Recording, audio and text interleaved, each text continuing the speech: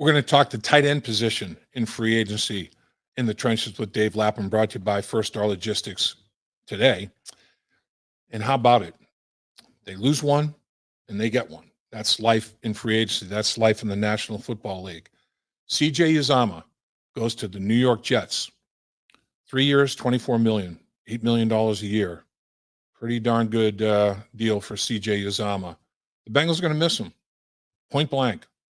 Quite honestly, not just for what he did on the football field. I mean, CJ Uzomah was a very versatile tight end, adequate in the running game and really, really good in the passing game. Ran good routes, caught the football, smart, understood where to be, how to get there, when to get there, all the things that Joe Burrow liked. He would go to CJ Uzomah, that big tight end target. He would have a safety valve as such. CJ's now going to do that for Wilson with the New York Jets, a young quarterback that he's going to provide a big target in the middle of the football field for a quarterback that is learning the ropes in the National Football League. So the Jets got a guy that can help them on the football field. And they also got a big leader. I mean, a big-time leader. CJ Uzomah is somebody that people listen to in the locker room. Very smart. Carried the right message in the locker room. Players gravitated to CJ Uzomah. They listened to him. They respected him. He carried a big stick in the Cincinnati Bengals locker room. And I'm sure he'll do the same thing with the New York Jets. And I'm also thinking that CJ, at this stage of his career, as he's on the back nine of his career, thought, why not go to a big media market? I got to start thinking about life after football. CJ is very charismatic. And CJ, I think, will do very well in the media world if he decides to go that route after he finishes playing football.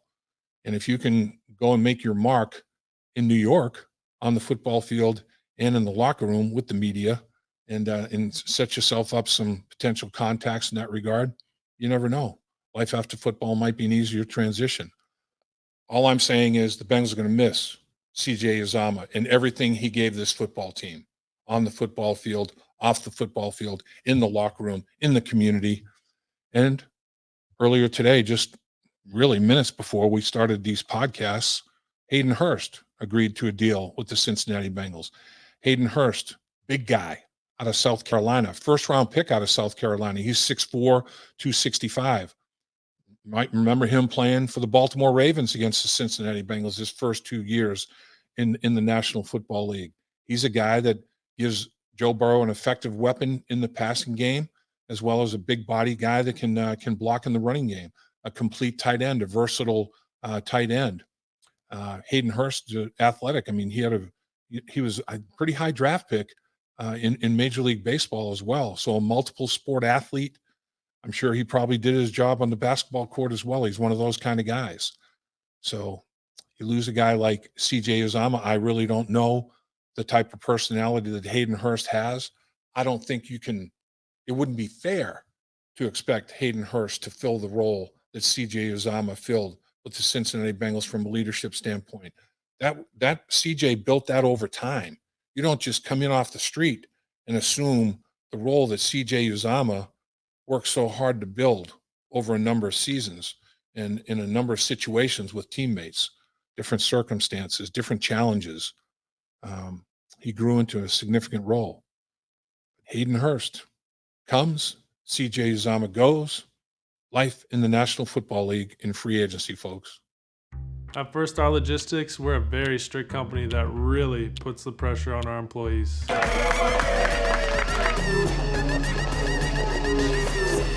Breaks? What are those? That's what I'm talking about, Icky. Get the body right, then the mind's right. Gotta get that body right. That's right. Yes, sir. Become a star with a chance to earn the highest commission percentages in the industry as a freight broker agent. Check out FirstStarLogistics.com.